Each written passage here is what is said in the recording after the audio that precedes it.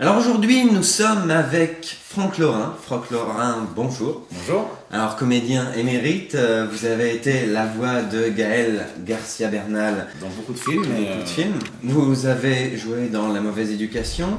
Récemment, on vous a entendu en tant que voix de Ryan Gosling dans Drive, le succès surprise. Ma première question sera toute simple. Comment vous êtes rentré dans le milieu du doublage, qui est un milieu assez fermé ? Eh bien, c'est totalement par hasard. En fait, je travaillais depuis très longtemps pour du théâtre à la radio, pour des dramatiques sur France Culture, avec une comédienne qui s'appelle Christelle Wurmser, qui est également directrice de plateau, je ne le savais pas à ce moment-là. Elle m'a demandé mon CV, je lui ai donné, et 6 mois plus tard, j'ai passé des essais chez Alter Ego. J'ai eu la chance de passer des essais devant 5 ou 6 directeurs de plateau en même temps, dont Isabelle Branins, dont Béatrice Delph, la voix de Suzanne Sarandon. J'avais jamais fait de doublage, mais ça a bien fonctionné tout de suite, et j'ai travaillé tout de suite beaucoup parce que 6 directeurs de plateau m'avaient vu en même temps. Donc ça a été un énorme coup de peau, alors que moi je venais plutôt du théâtre, et je suis donc tombé dans ce milieu vraiment par hasard. D'accord. Vous me donnez 1 heure et un lieu, je vous donne un créneau de 5 minutes. Pendant ces 5 minutes, je vous lâche pas, il peut arriver n'importe quoi, je suis là. J'interviens pas pendant le braquage, je porte pas d'armes. Je conduis. J'ai commencé à faire plein de films pour adolescents, beaucoup de comédies pour ados qui sortaient l'été, comédies américaines. Et alors les premiers, je crois qu'il y a 40 jours, 40 nuits, c'est des films de passage d'été, des petites comédies sympas d'ados. Et après par la suite, le film qui m'a beaucoup marqué, c'est Le Journal du Tché, où c'est la première fois que j'ai doublé Gaël Garcia Bernal, qui est un superbe film, Carnet de voyage, j'adore ce film. Et puis ensuite, moi j'ai beaucoup travaillé et depuis quelques années je fais des séries. J'en faisais pas du tout, je faisais que des 35 et maintenant je fais pas mal de séries. Quoi de neuf? Génial, je le savais. Je veux dire, personne ne meurt à cause d'un manchon de poulet. On va devoir se balader avec une perf branchée en permanence. Qu'est-ce qui fait selon vous un bon doublage ? Quelles sont les qualités d'un bon doublage ?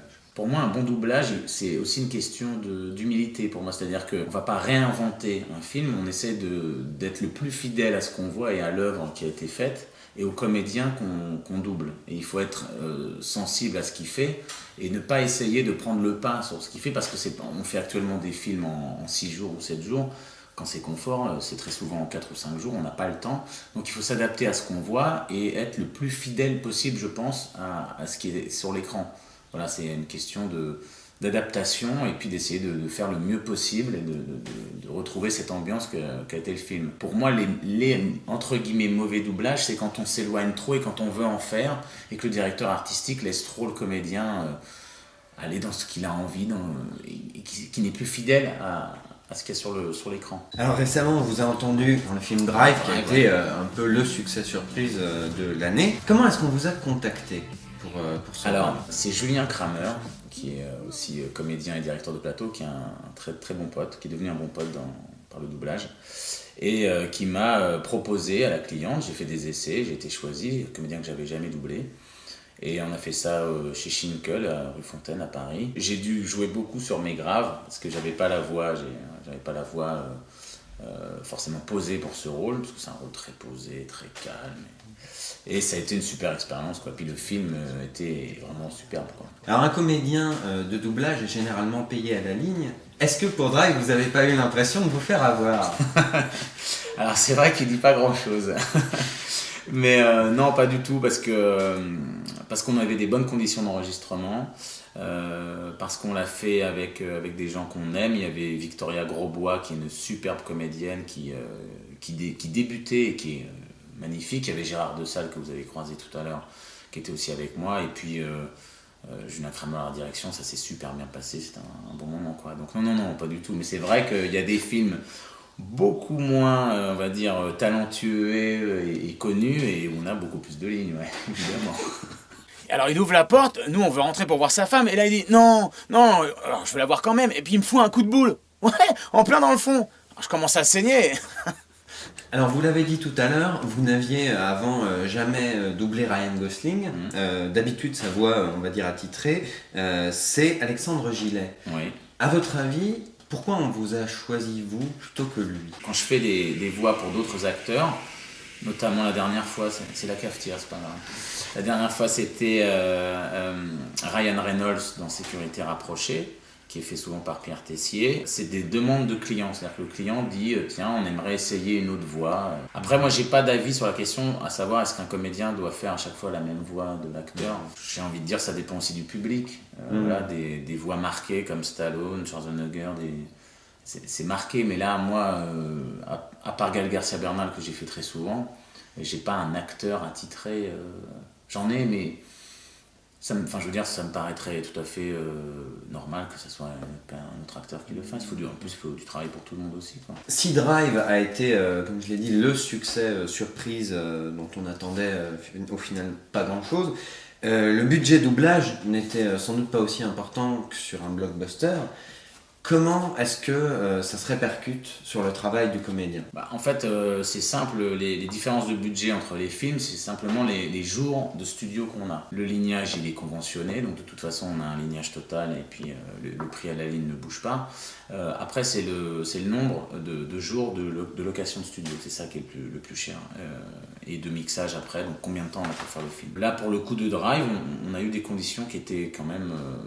qui était très très correct, et on a pu faire le film dans de bonnes conditions et dans un bon studio, donc ça s'est plutôt bien passé. C'est pas forcément les blockbusters, c'est les meilleures conditions, hein. Moi j'ai travaillé sur Transformers, les Américains livrent des fichiers cachés, c'est-à-dire que c'est un écran noir avec une loupe sur une bouche, on sait pas où sont les personnages, c'est très compliqué, parfois on envoie des fichiers, on sait pas trop ce que c'est, on peut même parfois dire des phrases où on n'a même pas la rythme, on doit dire des phrases avec différentes intentions, et on ne sait pas après, parce que c'est les États-Unis qui mixent sur Transformers, et on ne sait pas ce que ça devient.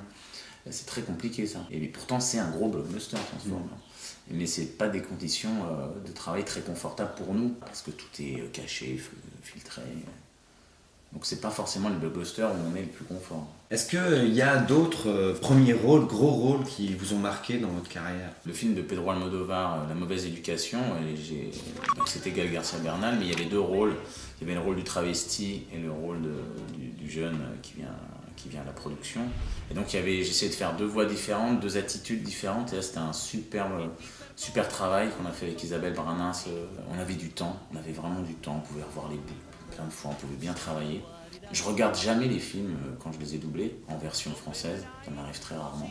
Et là j'en ai vu des bouts et j'ai trouvé ça pas trop mal. Sans jeter des fleurs, je dis tiens, ça passe bien, c'est assez fidèle. En tout cas. Donc ça ouais, ça m'a beaucoup marqué, quoi. Et puis en plus c'était mes premiers gros rôles et tout, donc j'étais heureux de faire ça. Ouais. Si je ne m'abuse, vous avez également fait un petit peu de jeux vidéo ? Oui. C'est des conditions de travail très différentes. Ouais. Souvent, on n'a même pas d'image de son personnage. Ouais. Comment vous travaillez dans ces conditions-là ?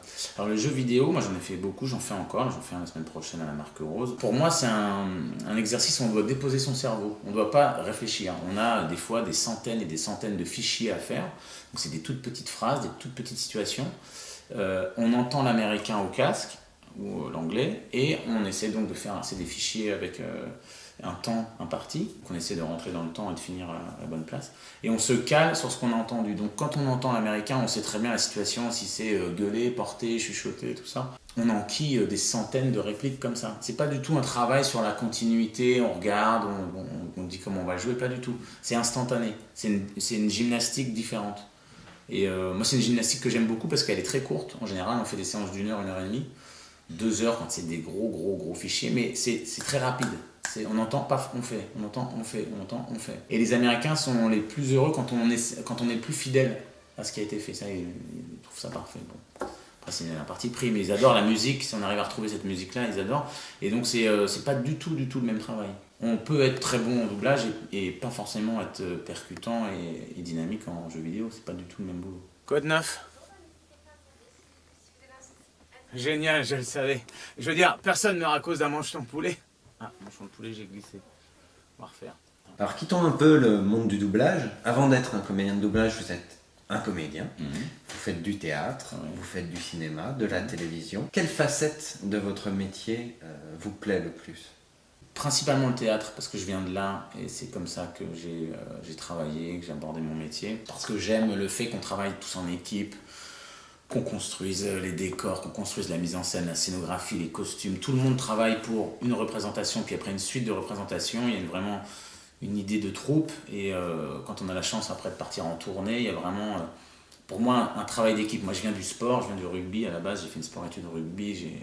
J'aime beaucoup le sport collectif et la solidarité, l'équipe. Et dans le théâtre, on a beaucoup ça, sur des fidélités assez longues avec des metteurs en scène. Au cinéma, à la télé, c'est plus compliqué à voir. J'ai un réalisateur qui est très très fidèle, qui s'appelle Thierry Binisti, qui a réalisé un long métrage qui s'appelle Une bouteille à la mer, qui bosse beaucoup et qui m'appelle sur presque tout ce qu'il fait, à chaque fois. Et même quand c'est des petites choses, il dit tiens, j'ai pensé à toi. C'est quelqu'un de fidèle et qui est fidèle avec beaucoup de gens. Au théâtre, c'est souvent ça qui fait qu'on travaille très souvent avec la même troupe, la même compagnie. Depuis à peu près un an et demi, je fais beaucoup moins de théâtre et beaucoup plus de doublage. Après, c'est aussi les aléas de la vie, les rencontres. Et puis, je m'oriente de plus en plus vers la production de mon côté aussi. Je m'occupe de l'humoriste Shirley Soignon, qui est avec Anne Romanoff sur Europe 1 et avec Ruquier sur On ne demande qu'à en rire. Elle a joué plus de 200 fois à Paris, au théâtre de 10 heures et à la Comédie de Paris. Moi, je m'occupe maintenant d'une nouvelle musicienne. Enfin, je fais d'autres activités et qui m'éclatent tout autant. J'aime vraiment tout ce qui est artistique, j'adore, ça me plaît. Après, je pars en tournage à Perpignan, un long métrage. Enfin, voilà, c'est varié, ça m'anime beaucoup, tout ça. Parlons un peu de séries. Vous doublez de nombreuses séries étrangères. On vous entend actuellement sur Arte dans The Spiral. Ouais. Vous avez également joué dans Skins. Ouais. Et en termes réels, vous avez joué dans des séries françaises comme Joséphine Ange Gardien. Oui, tout à fait. Comment est-ce qu'on peut comparer le traitement des séries à l'étranger et le traitement des séries comme Joséphine Ange Gardien en France? Pour ce qui est de Joséphine Ange Gardien, on est à l'opposé de séries américaines. On est sur une série familiale avec un personnage planté par Mimi Mati, très charismatique, très repris par les enfants, etc. Moi, je ne crache pas dans la soupe. C'est-à-dire que mon discours, c'est pas de dire ah ouais, mais Joséphine Ange Gardien, c'est moins bien que les Américains. Si on veut comparer le mode de production, il faudrait aller vers Engrenage, il faudrait aller vers des séries de Canal où ils essayent de donner la priorité à une ambiance, à un travail un peu à la Marshall et Braco, ce genre de choses où on essaye de faire comme les Américains. Après, pourquoi les Américains réussissent tant des magnifiques productions? Je ne sais pas, je ne connais pas assez le process de production américain. Ce que je sais en tout cas, c'est qu'ils ont énormément d'auteurs et que nous, on a des auteurs, mais on n'a pas vraiment des pools d'auteurs. Les Américains sont capables de mettre beaucoup d'argent sur la table pour l'écriture. Ils sont capables de réunir des pools de 8 auteurs, 10 auteurs qui vont plancher, chacun, il y en a un c'est sur les dialogues, l'autre c'est sur les punchlines, l'autre c'est sur l'histoire. En France, il y en a des auteurs, il y a des très bons auteurs, mais c'est très compliqué pour eux de gagner leur vie, c'est très compliqué d'avoir une convention d'écriture. C'est pour ça qu'à mon avis, si on veut se rapprocher de la qualité américaine, il faudrait qu'on paye un peu plus les auteurs, qu'on les aide plus, et puis qu'on fasse vraiment des pools d'auteurs, ils soient à plusieurs. Moi je travaille beaucoup pour les Guignols de l'info, où je fais pas du tout les imitations, je fais toutes les voix jeunes, inconnues, anonymes. Et moi, je vois les auteurs qui travaillent sous la direction d'Yves Le Roland, le directeur artistique des Guignols. Il est formidable parce qu'à chaque fois, c'est des nouveaux auteurs qui viennent, c'est beaucoup de gens de chez Action Discrète de Canal, et c'est des gens qui ont beaucoup de talent. Je sens que c'est des gens qui ont des choses à dire. Mais il y a toujours des jeunes qui arrivent, c'est toujours réanimé, il y a toujours de nouvelles personnes qui viennent. Et c'est ça qui fait que les Guignols, ça fait 20 ans que ça dure et qu'il y a une vraie qualité d'écriture. Et que même quand Gassio est parti, c'est resté quand même à la page et c'est toujours présent. C'est la vitrine de Canal, quoi. Bien écoutez, merci Franck Laurin. Une dernière question, oui. On va dire, pour conclure sur une touche légère. Est-ce qu'elle est sympa, Mimi Mati? Elle est très sympa, très très sympa. Et puis c'était un Mimi Mati sur le rugby. Donc j'étais avec plein d'amis rugbyman et elle adore les rugbyman. Ah, vous étiez aux anges. Non, aux anges, ouais. Non, elle est très sympa. Non, elle est gentille. Vraiment. D'accord. Bon, eh bien écoutez, merci beaucoup. C'est Franck moi, Laurin. c'est moi. Et puis bonne chance alors pour le doublage en cours. Ouais, oui, un téléfilm pour Arte qu'on fait chez Inervision, là, dans ces locaux, qui sont des gens, Luc Tarin, le directeur, quelqu'un de formidable. Et j'ai toujours plaisir à venir ici. J'aimerais venir plus souvent, parce que ça fait une vraie coupure avec Paris. Et Strasbourg est une super ville. Enfin, vraiment, je suis très heureux de venir là. Les conditions de boulot sont superbes. Et on fait des produits pour Arte qui sont plutôt de qualité. On a le temps de bien travailler. Enfin, voilà, sous la direction de Gérard de Salle, qui est vraiment un super directeur artistique. Donc, voilà, très heureux d'être là, quoi. D'accord. Eh bien, écoutez, merci beaucoup. Merci beaucoup.